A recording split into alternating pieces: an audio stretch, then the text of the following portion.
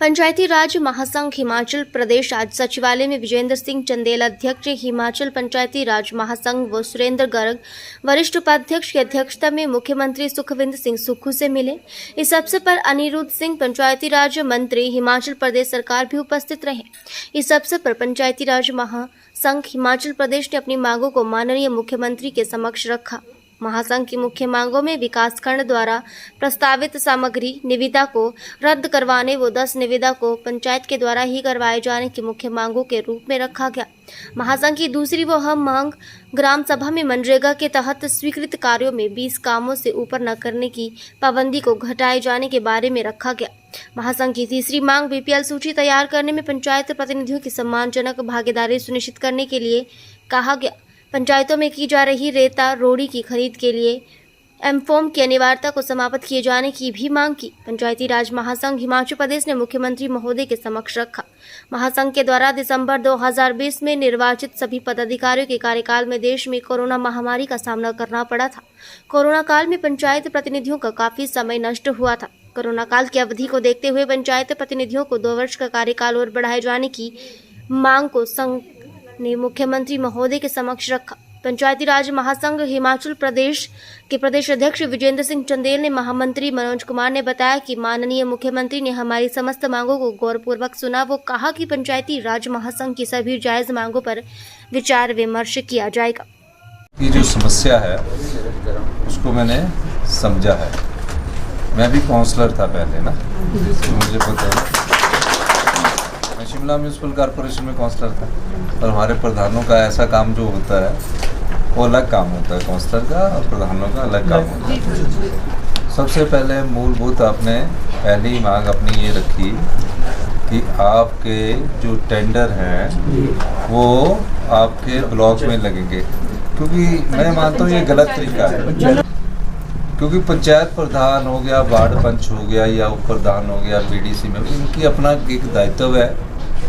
और श्री राजीव गांधी जी ने जब 73वां संविधान संशोधन किया था, कब आया था ये 73वां संविधान संशोधन और 74वां संविधान संशोधन में, उस समय महिलाओं को 33% आरक्षण दिया था और इस प्रकार के कार्यक्रम को आगे लाए थे, जिसके कारण हम आगे बढ़ रहे हैं। अब उसमें प्रधान क्या चाहता है? प्रधान को पता होता है कि यहाँ थोड़ा सा डंगा लगना है। प्रधान को पता होता है कि इस बॉडी में बॉडी ठीक होनी है, कुआं रिपेयर होना है या किसी का कुछ करना है। प्रधान को फिर बूटों का भी डर होता है, प्रधान को भी थैला चाहिए, फिर वो डेथ में भी बैठने चले जाता है, होता है ना, जैसे होता है सारी जगह होता है। ये काम होते हैं, हमारे यहाँ होते हैं। अगर उस टेंडर को अगर वीडियो करेगा तो उसको उसकी जानकारी मेरा ये मानना है। पर इस चीज़ को मैं शाम को मीटिंग बुलाता हूँ और निर्देश दूंगा, आपका टेंडर आप खुद लगाओ। जिसका टेंडर 1 महीने लेट होगा पैसे आपको आएंगे, जिसका टेंडर 1 महीने लेट होगा तब वीडियो लगाएगा, ऐसे नहीं लगाएगा। ठीक है, ये मैं अभी इसके आज मीटिंग करके नोटिफिकेशन भी विड्रॉ कर दी जाएगी। ठीक है। मैं शशि जिंटा द्रोहा, प्रधान ग्राम पंचायत फुंजा, महामंत्री पंचायती राज महासंघ हिमाचल प्रदेश।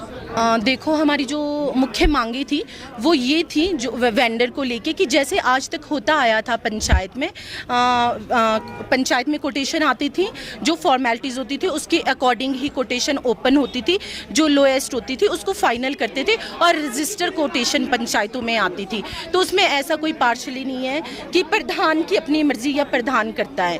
तो अब जो ये न्यू गाइडलाइन गवर्नमेंट की तरफ से हुई थी हार्डली अभी 15 to 20 डेज़ पहले, कि जो वेंडर है वो ब्लॉक में बीडीओ सर फाइनल करेंगे। तो उसको लेके फर्स्ट हमारी ये मांग थी, जिसको लेके हमने सीएम साहब से बात की। सीएम साहब ने आश्वासन दिया कि ठीक है, ये जैसे आप लोग पहले करते थे आप वैसा ही करोगे। अगर आपका मोर देन 1 मंथ हो जाता है, आपकी जो फॉर्मेलिटीज़ है वो फुलफिल नहीं होती है, तो फिर ब्लॉक में जाएगा, अदरवाइज़ तो एज इट इज़ रहेगा जैसे पहले था। सेकेंड हमारा था मनरेगा की 20 वर्क, कि जैसे जैसे हम लोग अब देखो किसी पंचायत में 7 वार्ड होते हैं, किसी में 10 होते हैं, किसी 11, किसी में 13, तो ये जो 20 काम वाली कंडीशन थी, तो उस चीज़ से भी हम लोग नाराज़ थे कि वो नहीं होनी चाहिए। हम लोगों का टाइम पीरियड भी कम बचा है और काम भी बहुत से छूट जाते हैं, तो उसको लेके हमने सर से बात की, सीएम साहब से। हमने बोला कि जैसे आज से पहले काम होते आए हैं मनरेगा के, उसी तरह मतलब इस पे कोई कंडीशन नहीं लगाई जाए 20 वर्क वाली, 30-40 जितने भी होते वो लोग हम करें, वो काम वैसे ही चलते आएगी। तो उसके लिए भी सीएम साहब ने आश्वासन दिया कि शाम को जो 5 बजे मीटिंग होगी तो उसमें ये चीज़ क्लियर आउट हो जाएगी। हाँ जी। और जो हमारा थर्ड हमारा था उसको लेके कि जो पंचायत में एम फॉर्म थे तो वो चीज़ मतलब नहीं की जाए, क्योंकि वो तो फेक भी हो सकता है। एम फॉर्म तो आप 100, 200 या 300 का बाय कर सकते हो, फिर लेके आएगी, तो उसमें क्लियरिटी कहाँ है? तो वो चीज़ गलत है, जिसके बिहाफ पे सीएम साहब ने भी बोला कि मैं भी खुद इसके खिलाफ हूँ, तो ये चीज़ नहीं होनी चाहिए। तो ये भी सीएम साहब ने हमारी बात मानी, उसके लिए हम सीएम साहब का धन्यवाद करते हैं। हमारी जो चौथी मांग थी वो हमारी ये थी कि हमारा जो कार्यकाल रहा है 2021 का, हमारा जो स्टार्टिंग का कार्यकाल है, कोरोना आ गया, हमारा कोरोना में चला गया। हमारा जो टाइम पीरियड था, जो हमने काम करना था, आप सभी को पता है कि 1.5 साल हम लोगों को घरों में अंदर रहना पड़ा। कोरोना वाले पेशेंट आते थे, हम लोगों को घरों में जाना पड़ता था, सैनिटाइज करवाना पड़ता था पंचायत के थ्रू, तो हम लोग काम नहीं कर पाए। और आफ्टर दैट आप देख सकते हो डिज़ास्टर आ गया है, तो उसमें भी हमारा टाइम पीरियड चला गया है। तो हमने सरकार से मांग की है कि अगर हो सके तो जैसे उत्तराखंड में टाइम बढ़ाया गया है, तो सरकार हमें भी एक्सटेंशन दे।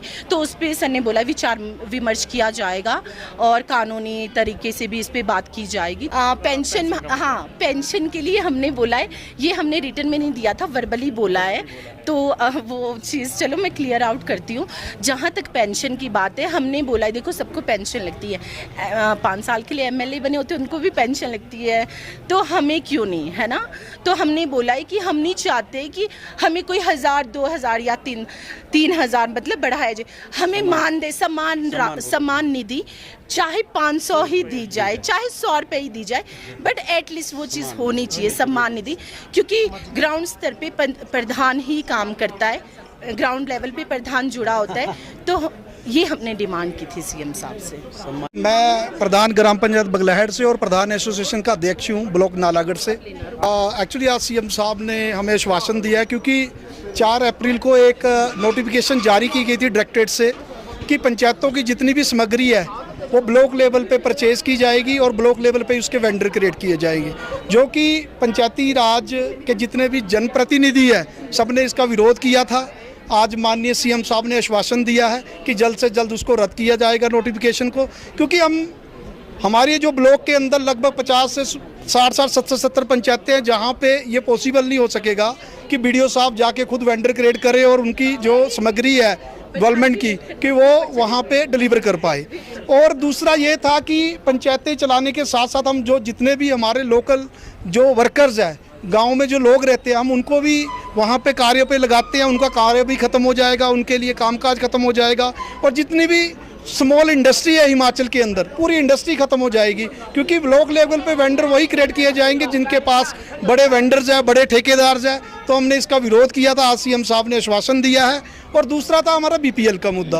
बीपीएल का ऐसा था कि बीपीएल के बारे में हमने कहा कि प्रधान किसी भी प्रकार से बीपीएल को चयन नहीं करता, जो ग्राम सभा है, ग्राम सभा के अंदर ही जो है वो बीपीएल जो है चयन होता है। और किसी भी प्रकार से बोला जाता है कि प्रधान धांधली कर रहे हैं बीपीएल के अंदर, प्रधान किसी भी प्रकार की धांधली नहीं ऐसी कर रहे, क्योंकि पूरे हिमाचल के अंदर, पूरे हिमाचल में जो ग्राम सभाएं होती है उसी के अंदर बीपीएल की सूची बनाई जाती है और उसी के जो समक्ष है वो अब बाद में बीडीओ साहब के पास हमारी सूची जाती है। उसके लिए कमेटी गठित होती है जिसमें सरकार द्वारा वहाँ पे लोकल आंगनवाड़ी वर्कर्स होते हैं और पटवारी होते हैं, तो उनके द्वारा ही ये कमेटी गठित करने के बाद बीपीएल की सूची बनाई जाती है। मैं प्रधान गुरपाल सिंह, ग्राम पंचायत बरूणा, ब्लॉक नालागढ़, हिमाचल प्रदेश से हूँ। सर, हम सीएम साहब से इसलिए मिलने आए थे कि जो हम विकास कार्यों का काम करते थे वो खुद प्रधान जो है वो करवाते थे, वो कोई उसमें वेंडर सिस्टम नहीं था। जो भी है वेंडर ये करते थे, पंचायत ही ये करती थी।